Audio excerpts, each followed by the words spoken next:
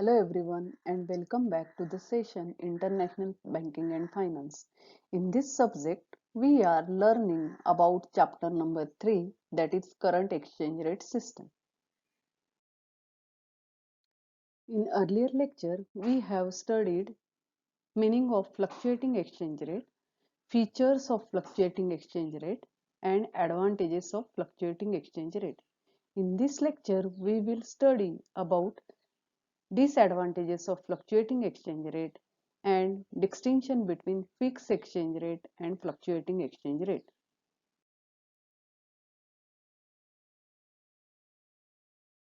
Disadvantages of flexible exchange rate or floating exchange rate. First, increase exchange rate volatility. Market forces may fail to resolve the appropriate exchange rate and hence floating exchange rate regime may not provide desired result and may also guide misallocation of resources. लक्षात घ्या market फोर्सेसमुळे आपल्याला जो अपेक्षित असलेला exchange rate मिळत नाही तो market फोर्सेसवर अवलंबून असतो आणि त्यामुळे तो सातत्याने बदलत असतो आणि त्यामुळे फ्लोटिंग एक्सचेंज रेट हे आपल्याला अपेक्षित रिझल्ट फ्लोटिंग एक्सचेंज रेट मधनं अपेक्षित रिझल्ट मिळत नाही. It may also guide misallocation of resources. Resources आहेत त्याचं मिसअलोकेशन होण्याची शक्यता यामध्ये असते. एक्सचेंज रेट वोलॅटिलिटी यात वाढते. Experience of flexible exchange rate system adopted between two world war has shown it was flop. म्हणजे दोन महायुद्धांच्या मधल्या काळामध्ये ज्या वेळेला फ्लेक्झिबल एक्सचेंज रेट अडॉप्ट केला होता तो फ्लॉप झाला होता. The second disadvantage is increase the exchange rate risk.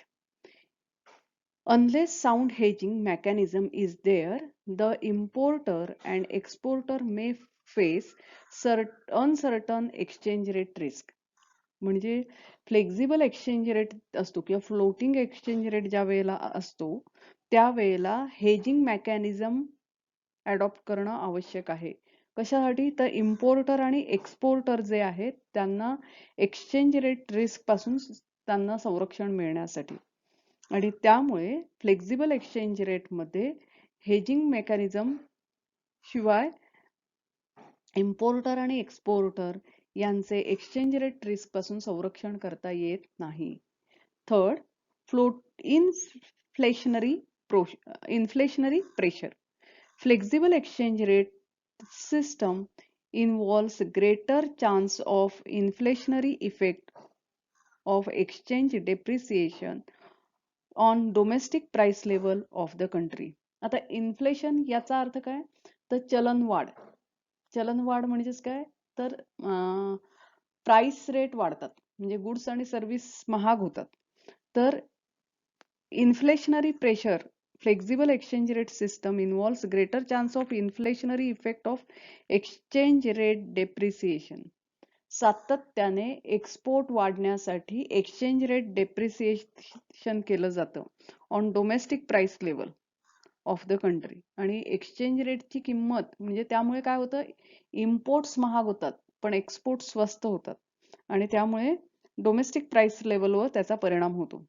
Inflationary rise in price leads to further depreciation. लक्षात घ्या किंमत वाढते महागाई वाढते त्याचा परिणाम म्हणजे ज्या वेळेला एक्सपोर्ट वाढतात त्यावेळेला इनफ्लो वाढतो. इनफ्लो वाढल्यामुळे चलनवाढ वाढते इन्फ्लेशन होतं. इन्फ्लेशन झाल्यामुळे प्राइस रेट वाढतात. त्याचा परिणाम काय होतो की further depreciation of the external value of the currency. पुन्हा करन्सीचं डेप्रिसिएशन करावं लागतं. The fourth, makes economy more vulnerable म्हणजे अस्थिरता निर्माण होते. It is unfeasible to have exchange rate system without official intervention. लक्षात घ्या मार्केट फोर्सेसने एक्सचेंज रेट सिस्टम ठरवणं हे अनफिजिबल आहे. ऑफिशियल इंटरव्हेन्शन मध्ये मध्ये करत राहावं लागतं. Government may not intervene. However, domestic monetary policy and fiscal policy would definitely influence the exchange rate. जरी सरकारने यामध्ये हस्तक्षेप केला नाही तरी फिस्कल पॉलिसी जी आहे किंवा मॉनेटरी पॉलिसी आहे ती साहजिकच एक्सचेंज रेट इन्फ्लुएन्स करतात किंवा एक्सचेंज रेटवर परिणाम करत राहतात. It also leads to destabilisation of exchange rate आणि त्यामुळे एक्सचेंज रेट पुन्हा अस्थिर होतो, which makes the economy more vulnerable to real shocks आणि त्याच्यामुळे आर्थिक अस्थिरता अधिक वाढते. Fifth one, monetary disorder in the economy. आर्थिक अस्थिरता निर्माण होते. This system though has auto mechanism to correct current account deficit, but for the countries where demand for certain product is inelastic, huge import may lead to heavy deficit, which may induce inflation and monetary disorder in the economy. बघा काय म्हटलं, this system though has auto mechanism. Auto mechanism म्हणजे काय, तर या system मध्ये जे deficit create होतं ते ऑटोमॅटिकली बॅलन्स होतं नंतरच्या काही शॉर्ट पिरियडच्या नंतरच्या काळात. To correct the current account deficit, but for countries where demand for certain product is inelastic. लक्षात घ्या की देशांमध्ये काही प्रोडक्टचा जो डिमांड असतो तो इनइलास्टिक असतो. इनइलास्टिक असतो याचा अर्थ असा की त्या प्रोडक्टची किंमत जरी वाढली तरी सुद्धा मागणी तशी स्थिर राहते. त्याला इनइलास्टिक डिमांड असं म्हणतात. Huge import may leads to heavy deficit, which may induce inflation and monetary disorder of the company. याच्यामुळे इन्फ्लेशन निर्माण होतं, मॉनेटरी डिसऑर्डर निर्माण होते. बघा परत एकदा मी तुम्हाला सांगते की ज्या वेळेला करन्सीची किंमत कमी होते आपल्या, म्हणजे आंतरराष्ट्रीय मार्केटमध्ये आपली करन्सी स्वस्त होते, त्यावेळेला साहजिकच एक्सपोर्ट लोकांसाठी स्वस्त, आपल्यासाठी आपण एक्सपोर्ट करतो, आपला जो देशातला माल आहे तो परदेशातल्या लोकांना स्वस्त पडतो आणि आपल्याला इम्पोर्ट्स महाग होतात आणि त्यामुळे आपण साहजिकच इम्पोर्ट कमी करतो, मोठ्या प्रमाणावर एक्सपोर्ट करतो. मोठ्या प्रमाणावर एक्सपोर्ट केल्यामुळे आपल्या करन्सीची मागणी वाढते. करन्सीची मागणी वाढल्यानंतर रेट वाढतात. दुसरं म्हणजे मोठ्या प्रमाणावर चलन इनफ्लो होत असतो आणि मोठ्या प्रमाणात, जसं की करन्सीचा रेट कमी असल्यामुळे इन्व्हेस्टमेंट पण सोपे झालेले, स्वस्त झालेले असतात, त्यामुळे इन्व्हेस्टमेंट वाढतात त्याच्यात. आणि त्याच्यानंतर मग साहजिकच आहे की डिमांड वाढतो आपल्या करन्सीला. डिमांड वाढल्यामुळे पुन्हा करन्सीचा रेट वाढतो आणि अशा प्रकारे म्हणजे हे सगळे परिणाम या फ्लेक्झिबल एक्सचेंज रेट मध्ये होत असतात. पण तरी सुद्धा जर काही प्रोडक्ट अशी असतात की ज्यांचा डिमांड इनइलास्टिक असतो, म्हणजे उदाहरणार्थ जर इम्पोर्ट्स आहेत, आपण इम्पोर्ट्स करतो आणि किती महाग झालं तरी त्या गोष्टींचं इम्पोर्ट आपण करत राहणार. म्हणजे उदाहरण नेसेसिटी गुड्स असतील आणि त्याचे जर इम्पोर्ट किंवा मेडिसिन्स असतील त्याचे जर आपण इम्पोर्ट्स करत असू तर त्याचा ऍडव्हर्स इफेक्ट ऑन इकॉनॉमी होतो. हेवी डेफिसिट क्रिएट होतात याच्यामध्ये. 6.1 reduce the volume of international trade. Volatile exchange rate introduce sizable uncertainty in export and import prices as a result of economic development. लक्षात घ्या, अस्थिर एक्सचेंज रेट असल्यामुळे import export वर चांगलाच परिणाम होतो. At the same time, abolition of exchange control causes capital flight. म्हणजे exchange रेटवर नियंत्रण जर नसेल तर कॅपिटल फ्लाइट, मोठ्या प्रमाणावर आपल्या देशातल्या जो फंड आहे, सोर्स आहे, तो परदेशात इन्व्हेस्ट केला जाऊ शकतो. Flexible exchange rate creates condition of instability, uncertainty which in turn tends to reduce the volume of international trade. Flexible exchange rate मध्ये अस्थिरता निर्माण होते, अनिश्चितता निर्माण होते, त्याच्यामुळे व्यापार, आंतरराष्ट्रीय व्यापार कमी होतो, फॉरेन इन्व्हेस्टमेंट कमी होतात. Long term foreign investment are greatly reduced because of higher risk involve. मोठ्या प्रमाणावर रिस्क असल्यामुळे लॉंग टर्म फॉरेन इन्व्हेस्टमेंट कमी होतात. 7th, serious impact on economic structure. Economic स्ट्रक्चरवर याचा दूरगामी परिणाम होतो. The system of flexible exchange rate has a serious impact on economic structure of the economy. Fluctuating exchange rate causes changes in price of imported and exported goods, which in turn destabilize the economy of the country. Flexible exchange रेटचा परिणाम इकॉनॉमीच्या स्ट्रक्चरवर होतो. Fluctuating exchange रेटमुळे changes in price of imported आणि exported goods, import आणि export goods जे आहेत त्याच्यामध्ये फरक होत राहतो आणि in turn destabilise the economy, आणि त्यामुळे साहजिकच इकॉनॉमी अस्थिर होते. 8. Speculative capital movement. Speculative capital movement caused by fluctuating exchange rate may leads to problem of extremely high liquidity preferences. Speculation म्हणजे सट्टा. एक्सचेंज रेट हे अस्थिर असल्यामुळे सट्टेबाजी इथे जास्त होण्याची शक्यता असते आणि त्यामुळे स्पेक्युलेटिव्ह कॅपिटल मुवमेंटमुळे fluctuating exchange rate may leads to problem of extremely high liquidity preferences. म्हणजे जर सट्टेबाजी वाढायला लागली तर लिक्विडिटीसाठी लोकांची डिमांड वाढू शकते. In a situation of high liquidity preferences people tend to hoard currency, interest rate rise and investment fall. लक्षात घ्या, लोक करन्सीचा सट्टा करतात, व्याजदर जे असतात ते वाढतात त्यामुळे, आणि इन्व्हेस्टमेंट मात्र कमी झालेले असतात. There is a large scale unemployment in the economy. याचा परिणाम अनएम्प्लॉयमेंट इन द इकॉनॉमीवर, म्हणजे इकॉनॉमीमध्ये अनएम्प्लॉयमेंट क्रिएट होते. Last one, worsen the balance of payment deficit. Balance of payment deficit असेल तर आणखीनच वाईट होतं. The elasticity in the international market is too low for exchange rate. ही जी एक्सचेंज रेट जे आहेत तर त्याची इलास्टिसिटी जी आहे ती टू लो म्हणजे खूप कमी असते.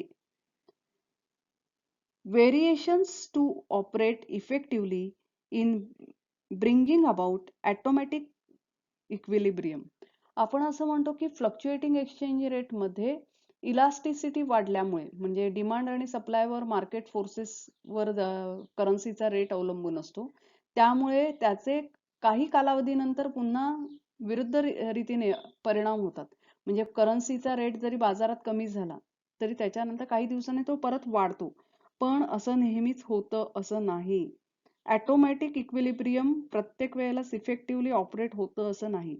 When import and export elasticity are very low, the exchange market becomes unstable. लक्षात घ्या, इम्पोर्ट आणि एक्सपोर्ट इलास्टिसिटी कमी आहे. कमी आहे याचा अर्थ काय की समजा इंडियन करन्सी जी आहे ती स्वस्त झाली तरी सुद्धा एक्सपोर्ट वाढत नाहीत. का तर इलास्टिसिटी लो आहे. म्हणजे स्वस्त माल झाला म्हणून लोक विकत घेतात असं नाही, किंवा इम्पोर्ट्स महाग झाले म्हणून कमी करतात असंही नाही. मग अशी ज्या वेळेला परिस्थिती असते त्यावेळेला आपल्या बॅलन्स ऑफ पेमेंटवर ऍडव्हर्स इफेक्ट होतो आणि एक्सचेंज मार्केट अनस्टेबल होतं. Hence the depreciation of weak currency would simply tend to worsen the balance of payment deficit further. लक्षात घ्या, अशा परिस्थितीत वीक करन्सी जी आहे त्याचं डेप्रिसिएशन जर झालं तर बॅलन्स ऑफ पेमेंटची परिस्थिती, डेफिसिट जे आहे ते आणखी वाढतं.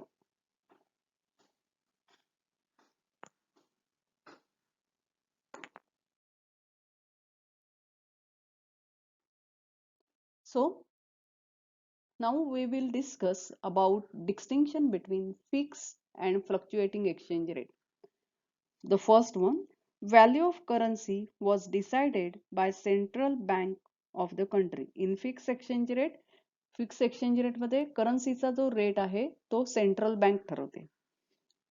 In floating exchange rate, value of currency is decided by market demand and supply. म्हणजे फ्लोटिंग एक्सचेंज रेट मध्ये मार्केट डिमांड आणि सप्लाय याच्यावर करन्सीचा रेट असतो. In fix exchange rate, the exchange rates are fix. In floating exchange rates are flexible. म्हणजे fix मध्ये fix असतात, floating मध्ये एक्सचेंज रेट फ्लेक्झिबल असतात.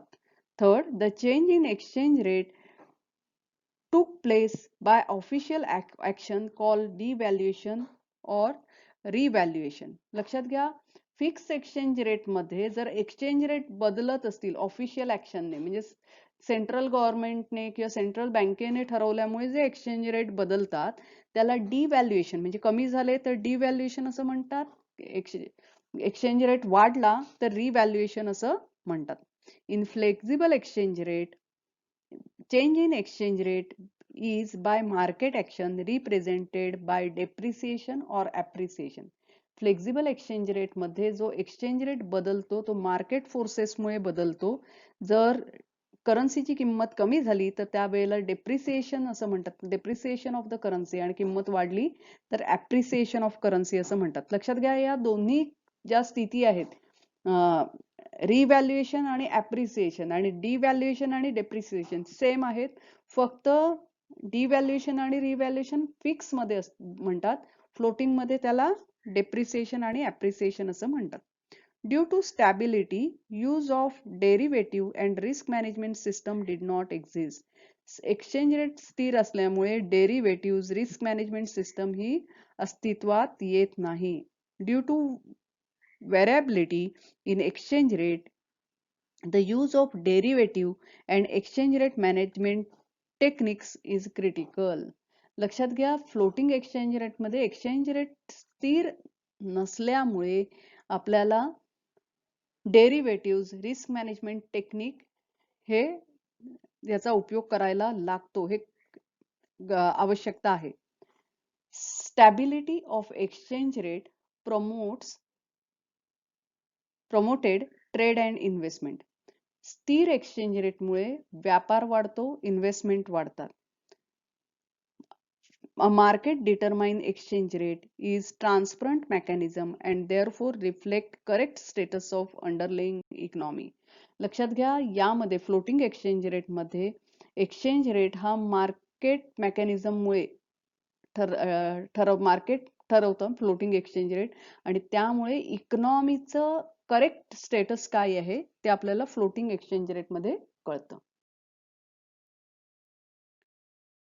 The next distinction between fixed exchange rate and floating exchange rate is stability in exchange rate is ensured through existence of gold point and intervention point.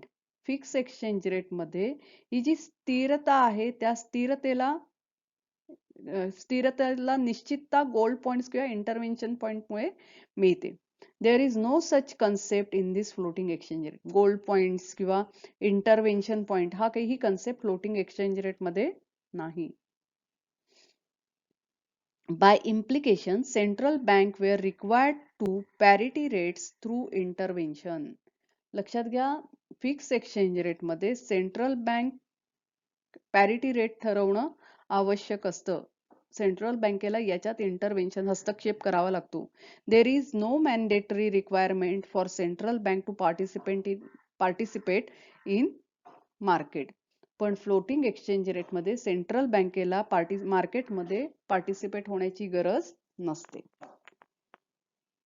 Value of gold is fix, that is considered a financial commodity.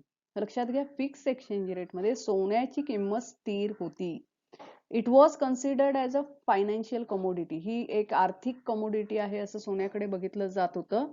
पण flexible exchange rate मध्ये value of gold is variable, अस्थिर आहे. Now considered as investment commodity.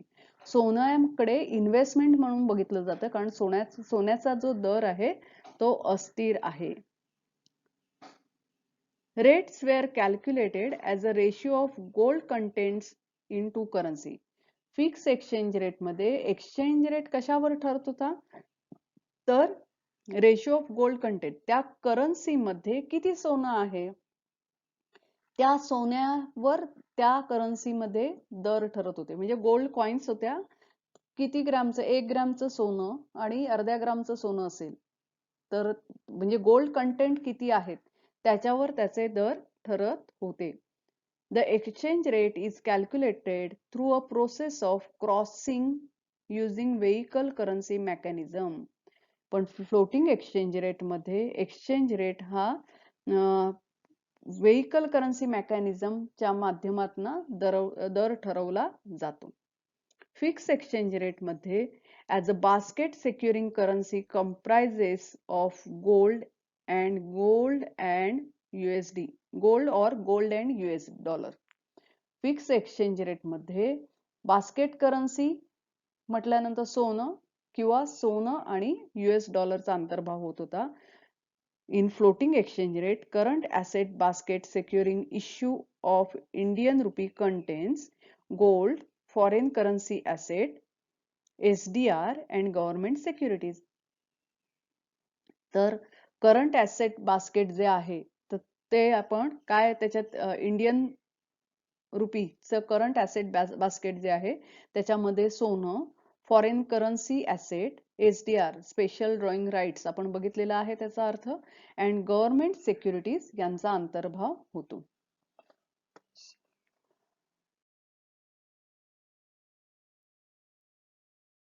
Today we have studied flexible exchange rate, its disadvantages and distinction between fixed exchange rate and flexible exchange rate. Thank you. Have a good day.